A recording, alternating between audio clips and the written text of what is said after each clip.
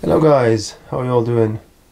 I am very excited today to share with you this little DIY setup that I created a couple of days ago for my gimbal and monopod combination. Basically, I've been looking for a monopod that was light enough to transport.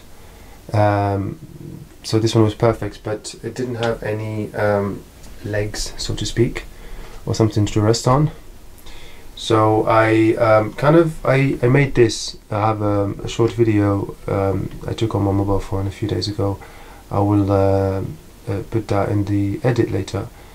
So basically it's a regular monopod. I paid I think £15 for it, very cheap monopod. It is a Manfrotto monopod though, so it's a good quality one. And I attached it to my gimbal, the Xeon Crane Plus.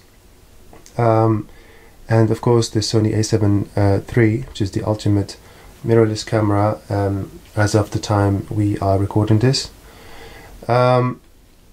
So I've already used this combination in a couple of jobs and it was great, but every time I used it I had my problem was that I couldn't rest the monopod without you know, the risk of it being knocked off or stepped on or something like that. So I needed something to keep it up, and I needed something quite compact as well, because the whole idea was to keep the whole thing compact.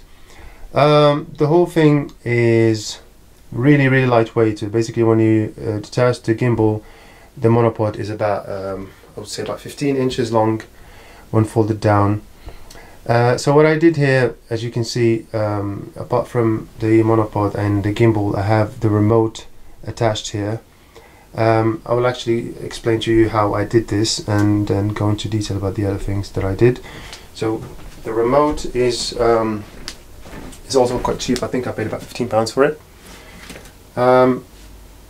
The way I attach this is using a couple of things. So this, for example, is a microphone. I don't know how to call this, but basically it came with my microphone, with one of the microphones that I had.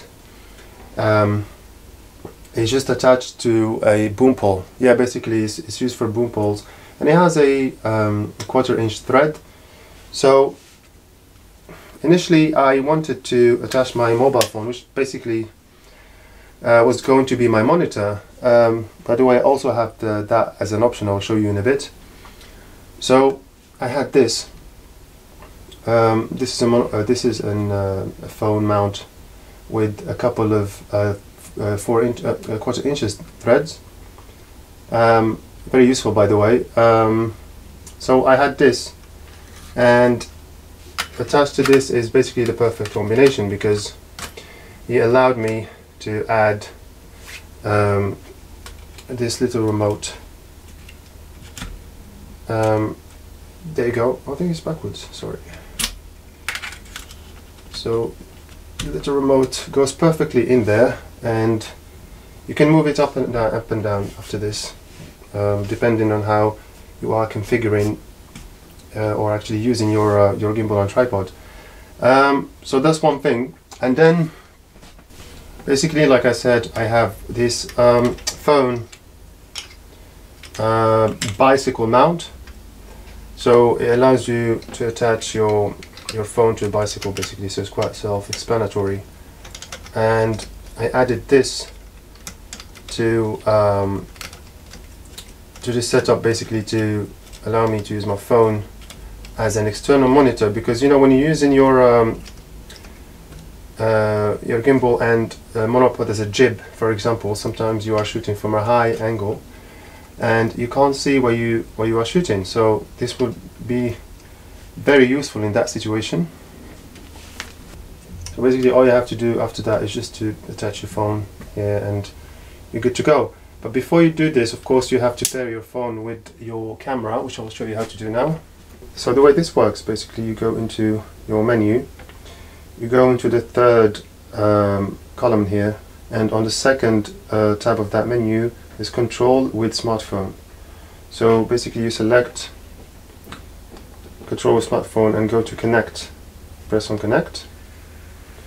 A screen will come up with a barcode.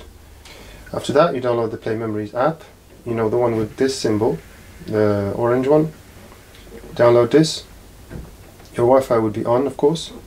Connect using QR code, and then basically just scan it. Usually it does it quite quickly once the camera has, yeah, once it's focused it will say it has connected to this camera. Press OK. OK again, and we should be live now. There you go. So you get this screen basically, which is exactly that same screen.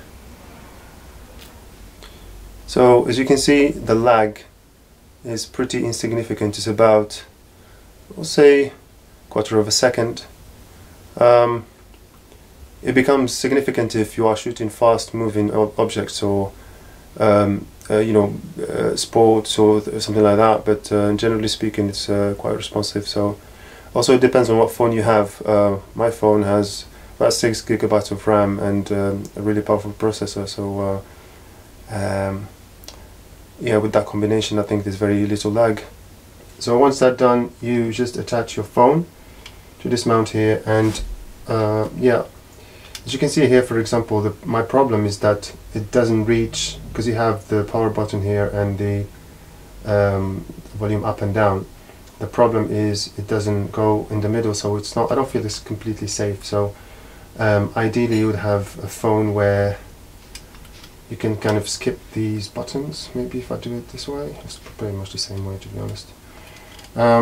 Yeah, so this is the only downside to this setup here, but yeah, and you can tilt this up and down as well, so you can kind of tilt it like this if you are looking up and your camera is looking down basically. So it's really, honestly, it's perfect for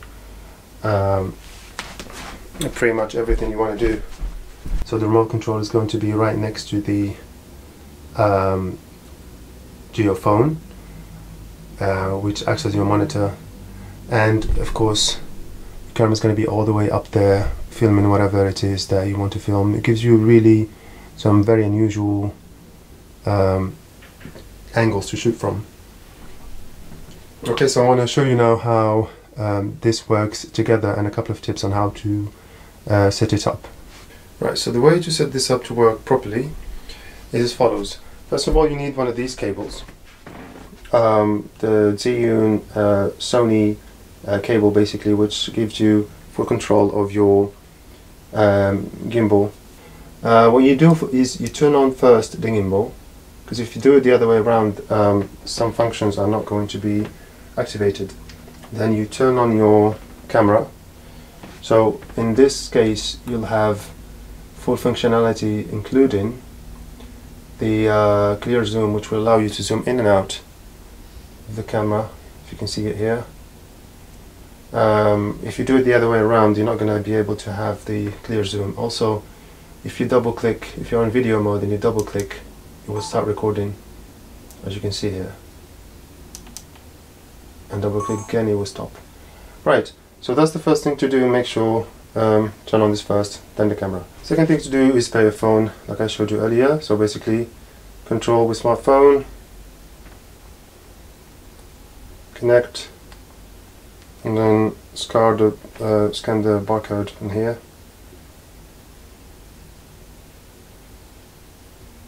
There you go.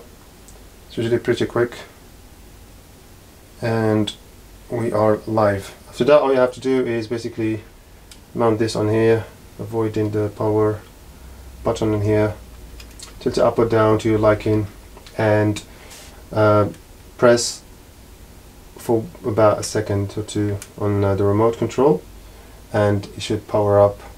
As you can see now, I'll just tilt it up for you. As you can see, we can control the camera from our remote. We can even use the power zoom here. Look, it's amazing actually, because you can get so much done with this, so many angles and so many possibilities that you couldn't with any other setup. Usually for this kind of video options, you have to have a lot of gear and a couple of people operating it. So I think this is a very good compromise of versatility, lightweight, and perfect control for getting unusual angles. And I will now show you some footage that I've taken with this.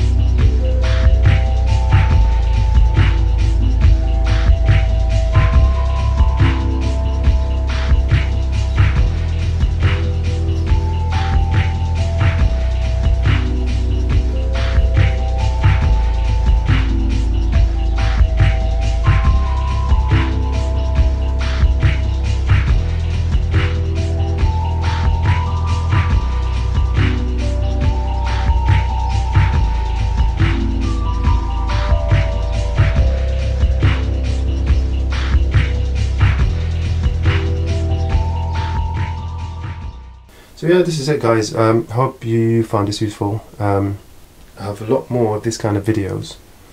I love my DIY, so stay tuned, and hopefully we'll find something even better to show you next time. Bye.